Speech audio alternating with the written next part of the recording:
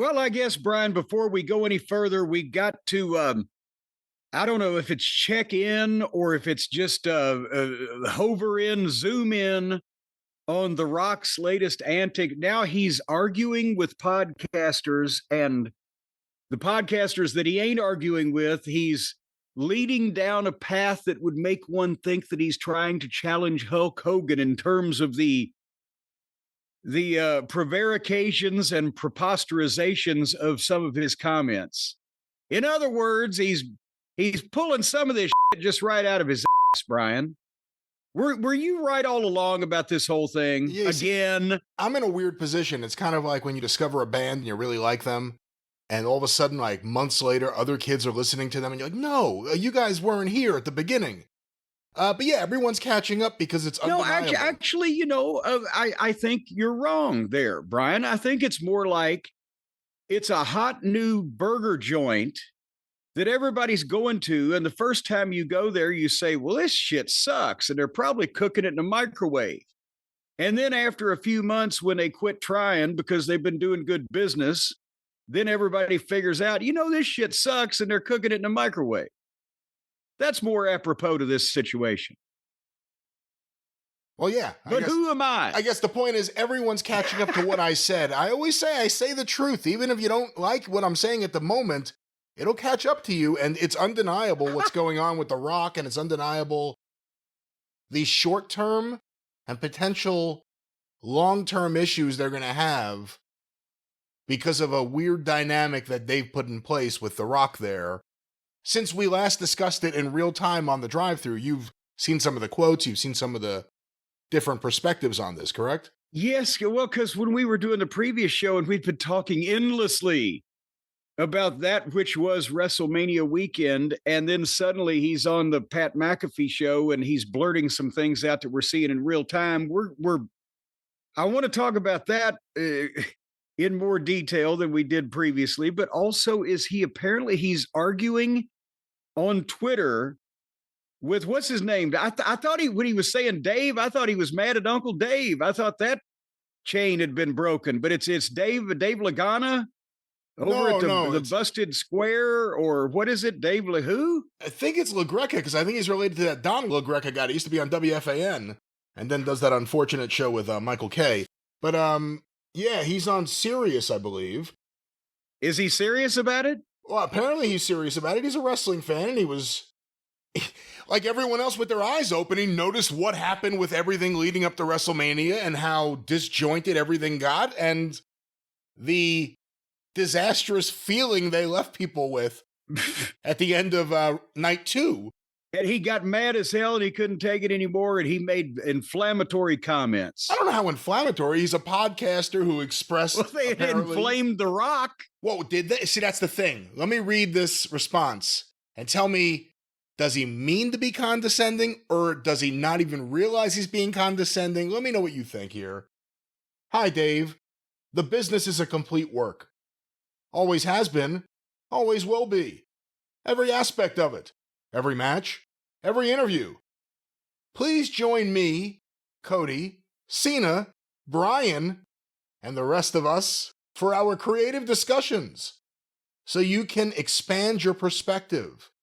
Until then, stop ranting. It's not healthy, my friend. Should have been a comma there before my friend. Enjoy the show. And then he had a little, I guess, cutesy message for Bubba because they used to work together. But what are your thoughts on what he said there, the response, the fact that he did respond, and the tone of it?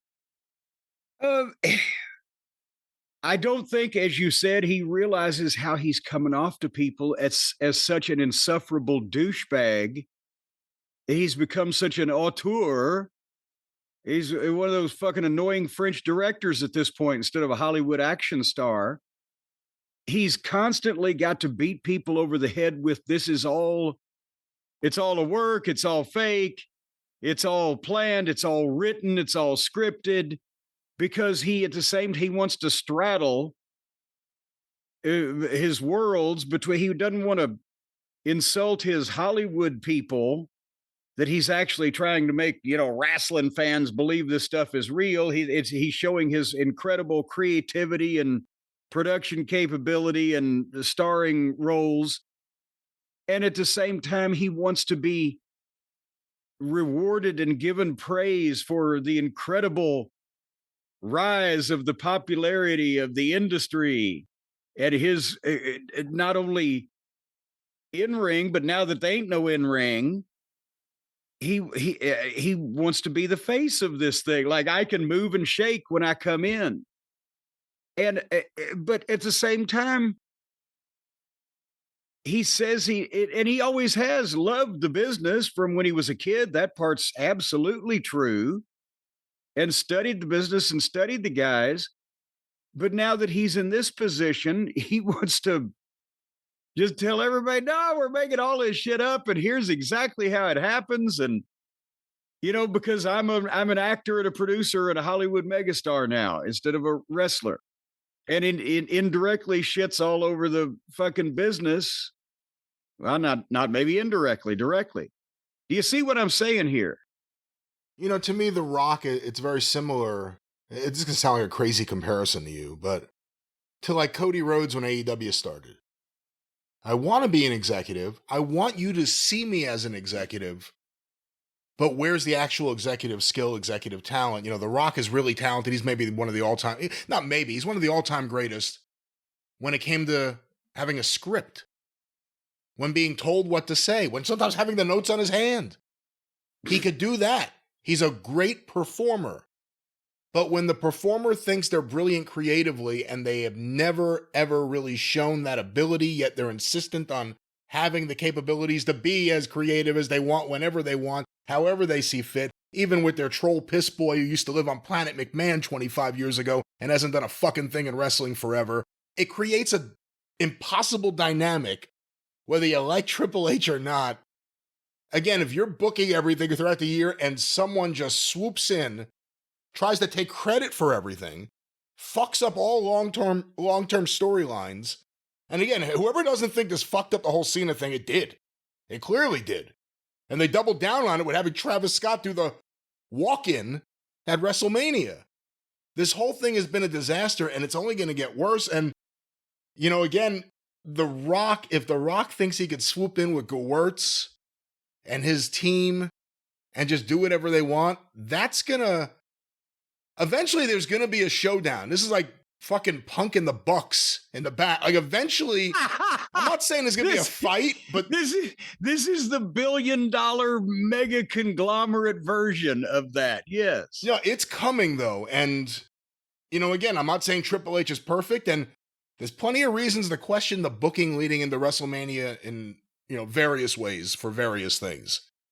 But this was just out of nowhere and at a distraction and not followed through on and just odd. And then they attempt to claim that it was meant to be there. Or some people, AKA The Rock, claim that it was meant to be this way all the time, or this. Same thing 2 years in a row. But if there is a fight, I hope Gerwitz gets kicked in the balls. What do you? But anyway, go ahead. Back to this tweet though. Just the idea that The Rock tweeted out, whether condescending or not, the business is a complete work. Always has been, always will be. Every aspect of it, every match, every interview. Frank Gotch maybe want to have a word with you, Rock. Always has been. But the fact that a couple of the guys that got double crossed would like to speak as well. But those exact words coming out of someone who's at very best a part-timer as a performer, and who knows how involved on a day-to-day basis he is. He says Ari Emanuel called him up to save Elimination Chamber. Well, that's what I wanted to, one of the things that I wanted to mention. Because it wasn't the ticket prices that was causing people not to come. It was The Rock not being there. But no, it wasn't even anything causing people not to come, because someone retweeted the folks at WrestleTix. They do their regular reports, right? And a tweet from like the end of January or whatever saw that Elimination Chamber had 26 or 7,000 fucking tickets sold already, and only had like the 2 or 3 or 4,000 left available a month before the show.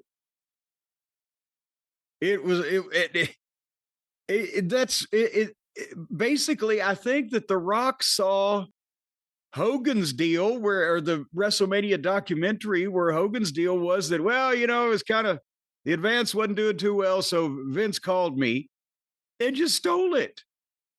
It was the same fucking week he said this, that that thing came out. It was not weak. Nothing they were doing at that point was weak, as I recall. Weren't they selling a bunch of shit out still? Yeah, and that was before they went to Europe, and obviously The Rock wasn't there, and it sold. I mean, if it didn't sell out, it looked like it sold out everywhere. Goddamn, people gave him money and didn't even come. They just, here, take my money. That's how much money it made. Take my money. I just want to sing. Yeah.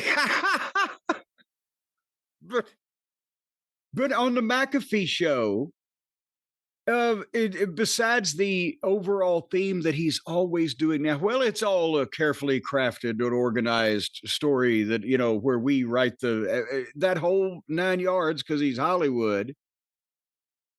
He told McAfee that he wasn't at WrestleMania so as not to take the spotlight away from Cena and say, oh, Cena's the greatest of all time, the GOAT, right? But if he didn't want to take the spotlight away from John Cena at WrestleMania, then why did he insert himself in the goddamn finish of the pay-per-view the previous month that was leading to the match at the goddamn... Do you see what I'm saying here? If he could... He was already insertified. Yeah. Listen, from the beginning of Netflix, beginning of the year. And if he could show up drunk to NXT, why can't he show up to WrestleMania? In Vegas. If he was in LA, there's no reason why he shouldn't have been there. Right? If we find that he was in LA just sitting there, he could have been there. You can drive that, right? Yeah. Well, Gewirtz could drive. You can sit in the back and piss. I mean, can he see over the fucking steering wheel? They're booster seats. They make booster seats for people. Oh. Uh-oh. It's The Rock. Uh-oh. Let me hang you up got your bat phone line? But then also on the McAfee show, that's what he said. Well, the advance was slow for Elimination Chamber, so Ari called me. And we're looking for a way to, jazz this thing up a little bit. And he said he pushed the story that Final Boss wanted the soul of Cody Rhodes. But then he said, well, we tested it with the fans and found a lot of the fans did want him to sell his soul to me. Where would that... Who were those people? Where were those people, Heidi? Were those people in San Salvadorian concentration camps or whatever that we weren't able to hear from them freely? I don't know who's been giving feedback to The Rock's camp. It is an interesting take that I don't think anyone else had, but sure. And then he actually said eventually down the line, Cody will be a heel. But not, it's not the right time. That's Jericho and MJF. That's what Jericho did to MJF. Yes. To cut his legs out from under him. So now, the fans that are listening to The Rock, oh shit, we shouldn't trust Cody. It's going to happen anytime. See, again, it's one thing, he's an executive, he's on the board. It's one thing if he wants to call up there and just say too much, but it's another thing when you throw someone under the bus like that, because that's what that is. Because once you plant that seed in people's heads, that the boss of the company, or one of the bosses, or if you believe bullshit, the final boss, Ari signs the checks. Rock doesn't sign the checks. The final boss is saying that Cody is going to be a remarkable bad guy, or whatever he said. All that does is make you wait for it to happen. And it doesn't help Cody at all. Cody can't be happy about the way any of this. For 2 years in a row, The Rock has had an interesting... The Rock must hate Dusty Rhodes. Like, something must have happened. For everyone that's like, you hate The Rock, he must have tried to steal your girlfriend, or he must have turned you down. No, I just call it the way it is. Sorry. Did he steal your girlfriend? I don't know what situation. I doubt he would want girlfriends. Let's just say that. Well, and by the way, if the people think that you hate him, imagine how Cody must feel, right? Yeah, Cody. Can you imagine? The Rock's going to come back. He's going to be like, I propose that I take your wife and daughter, and they join me on TV, and then I leave TV. Now, he's going to be back. Listen, we have a problem. It's coming. Let me plant the seed now. Smashing Machine, the movie. Oh. I think it comes out in the fall. Have you seen some of the reviews? I have not, but I saw a picture of him, and he looked like ridiculous. The fucking one of those 60s fucking bald caps on sitcoms. Hold on, I have some quotes here. This is from, what is this? MMA Mania. This is an article by Alexander Behunin. Let me get the actual quotes. Unfortunately, early reactions suggest audiences are in for a head scratcher. Because that's what you want out of the Smashing Machine movie, a head scratcher. Indeed, Jordan Rumi of worldofreal.com dropped a report this week based on whispers he's picked up, and the outlook isn't promising. Here's a quote from, I guess, Jordan. A month ago, Benny Safdie's The Smashing Machine screened for a lucky few. I kept quiet about it. However, it's now screened again. And judging by what I've heard, there's zero doubt in my mind that people are not ready for the type of film in store. I'm told what Safdie has concocted in The Smashing Machine is, here's a quote, indescribable in tone and style. And that it's, here's another quote, almost plays like a spoof of the biopic genre. In other words, The Smashing Machine is gonzo filmmaking and not Oscar bait in the least. Dwayne Johnson's performance runs tonally opposite to the film's odd style. It's as if his performance belongs in a different movie. In other words, The Smashing Machine is not the film any of us expected it to be. Although described as a biopic of beloved MMA fighter Mark Kerr, this is not a conventional take on his life. The Smashing Machine was meant to be The Rock's ticket to an Academy Award nod, a lifeline to get him out of the current garbage movie slump. Jesus Christ. For now, that seems like wishful thinking. So, the red flag, The Rock's performance reportedly feels out of sync with the film's vision. Is Safdie struggling to draw the right notes from his star, or Johnson's ego steering him off course? So we have to wait for the trailer now, but if that's coming out in the fall, and if he's going to get negative publicity of that, he's going to be on TV. He's going to be on TV. But think about this. Is this thing like a goddamn one of the movies the castaways made on Gilligan's Island with the movie equipment they found floating in a box, and he's trying to play Shakespeare? What is the incomprehensible? I absolutely want to see it now, though.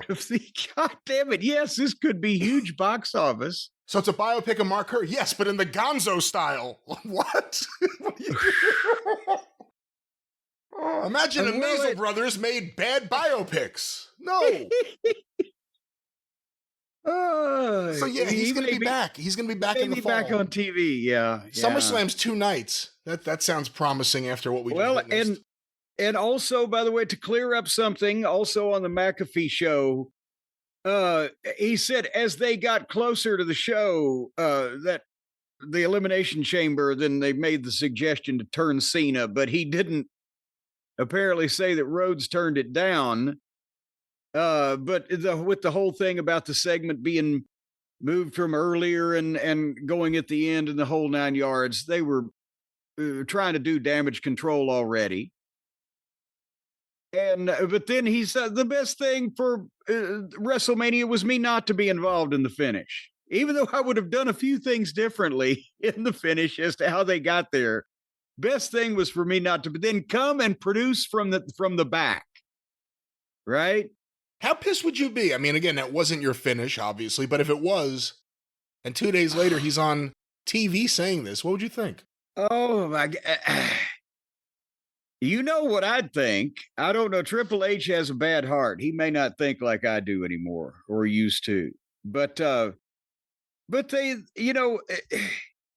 that was the thing. They were obviously trying to figure out how to kind of get out. And John Cena obviously realized also that it needed to be about him and not about The Rock, because he had the opportunity to say pretty much anything he wanted to say, that it wasn't fuck. And he never mentioned The Rock's fucking name. So, and again, remember, Elimination Chamber, remember, the scrum afterwards, Triple H started it off, and he's done that before. He kind of gives the State of the Union and all the records that they've broken, all the working class fans they've priced out. He gives the whole update on everything happening with the with that night's event. And then the talent comes out. They did that last time. Then The Rock ended the night. Triple H gave all the business updates. Then The Rock came out for like a victory lap. All right, tell me how great the performance was. Huh? What's your name? What's your name over there, darling? Hi. I'll remember your name. Like, it's just such bullshit. And yeah, it's going to be a big problem. And you have interesting dynamics there. I think they recognize Triple H's skills. I think Nick Khan likes working with Triple H. I think Ari Emanuel's The Rock's agent.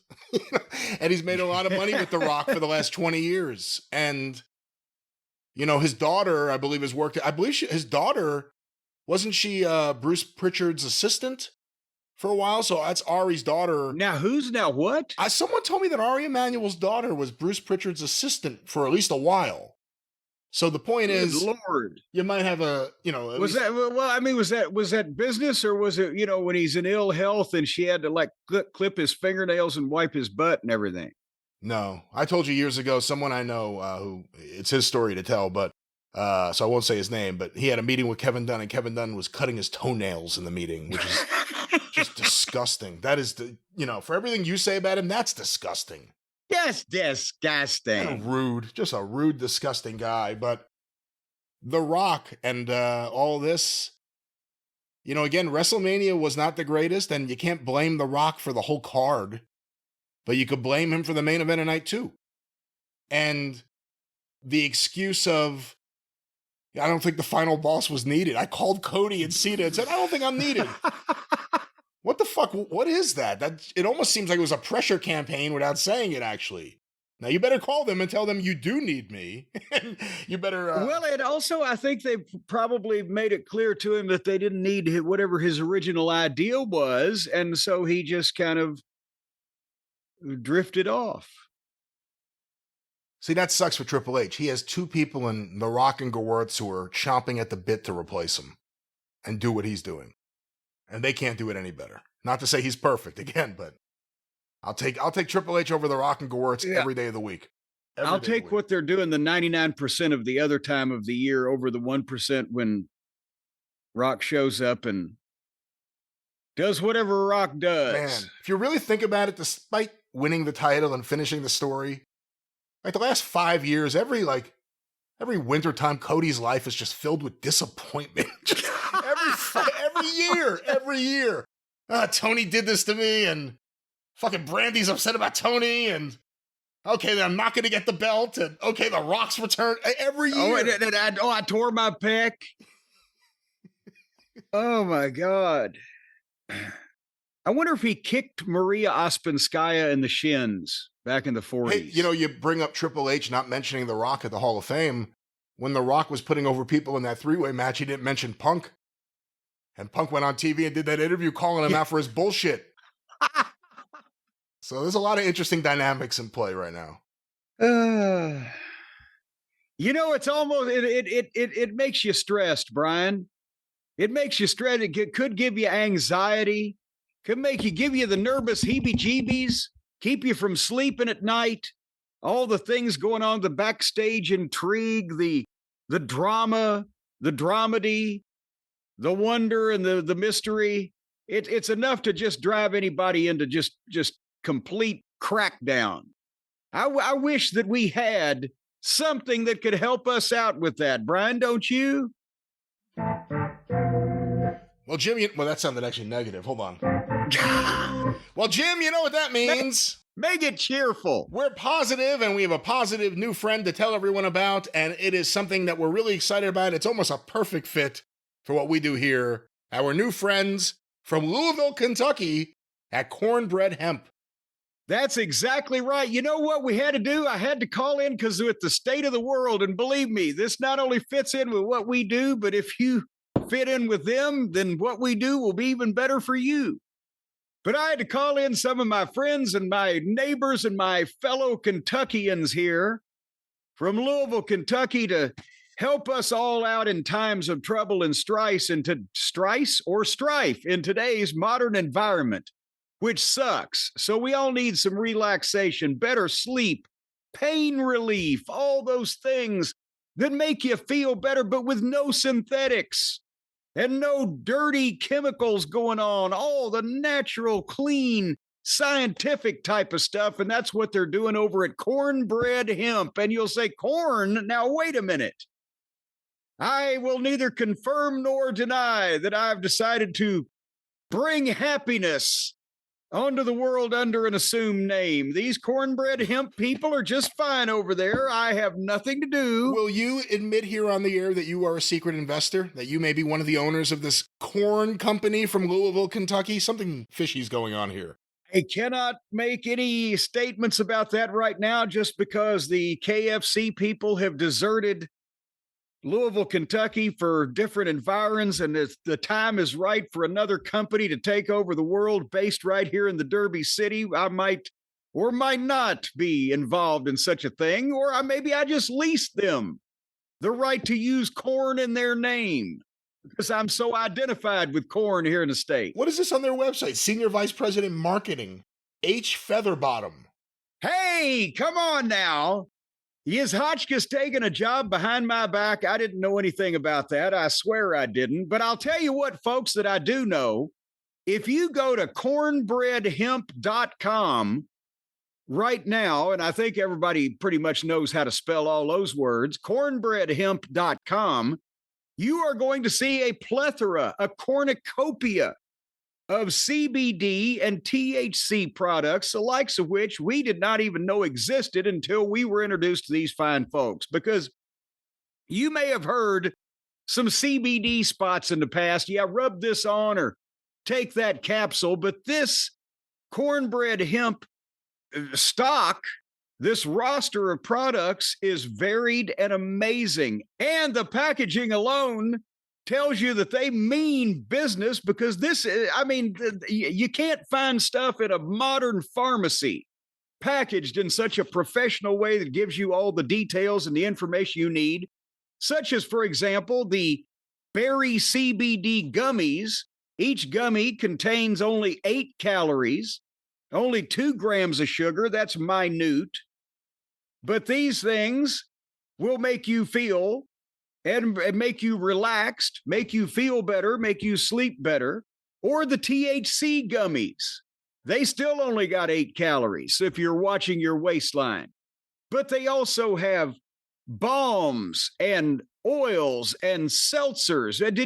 Brian, as a matter of fact, did you balm yourself today?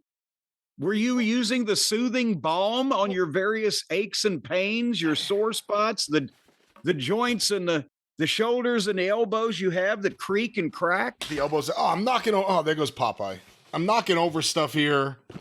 I have the balm. What kind? Is this a bath bomb, or is this like a balm for my beard? What is this? No, it's not a bath balm. It's a balm. It's a soothing balm that you rub upon yourself or have some loved one rub upon you that will make your sore muscles feel better. Oh, what just fell out of here? Oh, it's the part of the lid that I ripped. Hold on. Let me open this. Well, ladies and gentlemen, it's not usually as hard for people to unbox the fine products as it is for... I have to be honest. I have issues with your honesty sometimes when it comes to these things. So I'm not going to take your word for it. I'm going to have some of this Blueberry Breeze THC gummies. I'm just going to have them now. But go ahead. Well, I tell you what. They had 10 is it 10 grams? 10, yes. Or 10 milligrams. Is it 10 milligrams? How many? 10 milligrams. I'm saying, I get 10 grams. You probably wouldn't want to take it once. That's Tony Khan. But the THC or that's up to Tony Khan levels. But the gummies, 10 milligrams of THC or CBD. Stacy, immediately when we got the first box, she's been having trouble sleeping. She took one of the THC gummies and has never slept better. As a matter of fact, that was Wednesday afternoon. This is Friday morning. She hadn't been up yet. No, I've don't gotten even all say that. kinds of work done. That's not true. She's been up, and Adam, she's been up, and she went back down and woke up again, as you will with the fine product. This is delicious, actually, and it smells great. And also they have seltzers, and they have even measured the seltzers to where if you drink one, you'll feel in this type of mood, and 2, you'll feel in that type of mood. It's very helpful. Their website is very instructifying and very helpful. And as I said, you can rub stuff on you. You can eat the gummies. You can drink the seltzers. You can take the various products. And they're clean as a whistle. And they're 100% legal, shipping directly to your door, as I mentioned, with no synthetic, all organic ingredients and real THC. From Kentucky. Perfect. From Kentucky, which carrying on, by the way, a 250-year tradition in Kentucky. You know, there's been young, enterprising mountaineers down in the eastern part of the state growing a variety of things that a lot of people didn't know about for hundreds of years. But now it's all out in the open and packaged on the shelf for your amazing consumption. All the products are third-party lab tested for the safety and the purity. And it's basically no alcohol, no hangover, just kicking back, relaxing, and living in the moment, Brian. Living in the moment, living on the edge of the lightning bolt. And as a matter of fact, one jar of the THC gummies contains, I believe, 20 or 30 gummies? 20 gummies. Yes, 20 servings. So you eat that whole jar and you'll be on the edge of a lightning bolt. No. Once again, no, definitely not. You want to only have the recommended dosage, which...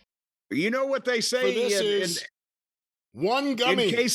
In case of lightning, don't get hit by lightning. So you wouldn't want to do that. I meant serving size. They only recommend a serving size of one gummy. I just had one of this blueberry breeze, and I feel great. And I'm ready for dynamite. And you're going to be ready for whatever Tony Khan brings you. What? You still look like hell, though. You may feel great, but see, they make at Cornbread Hemp, we make That's not nice. They, over on the other side of Louisville, Kentucky, from where I am, they make no representation that any of their products will make you look better. There's nothing they can do about that. But if you want to feel better about how you look, good boy, I'll tell you what, a lot of you need to, then go to Cornbread Hemp. And because they're our new friends, Brian, we're going to save people a bunch of money. Yeah. A bunch of cash right now. Because if you patronize our friends at cornbreadhemp.com/JCE, you're going to save 30% on your first order. Again, so many products that we can't even enumerate them here. You've got to go to cornbreadhemp.com/JCE. Check out the variety of products they have that is something's going to be good for you.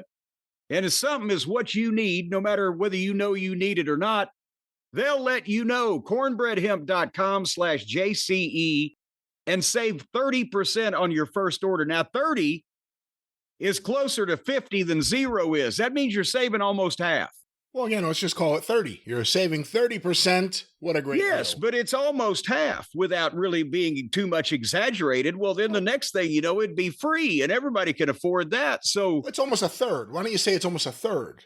Well, it's all because it sounds better when I say it's almost a half. But again, we go back. It's right at a third almost. We go back to these accuracy issues we were just speaking about, and we have to make sure that people know. What are you complaining about? 30%. Most people give you like 10%, 15%, it's 20%. A great deal. I'm not 30%, and you're complaining about it. Well, you better not. No, I think it's a great deal. No. Yes. Well, as you should, because they can't just give this shit away. What do you want? cornbreadhemp.com/JCE, 30% off your first order to try out this amazing array of products and goods that will make you feel so. I feel good.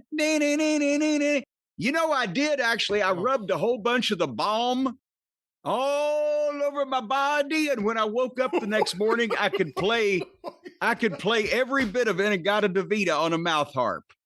Once again, so the recommended serving size is what we recommend you use, and this is a brand new friend of ours, and I have to say this is delicious. I had the blueberry breeze already. More real-life sampling to come. But Cornbread Hemp from Louisville, Kentucky. One more time, Jim. Let's welcome our new friends, and let's direct people to that promo code. cornbreadhemp.com/JCE, 30% off. That's right. Welcome to the show, and these are delicious.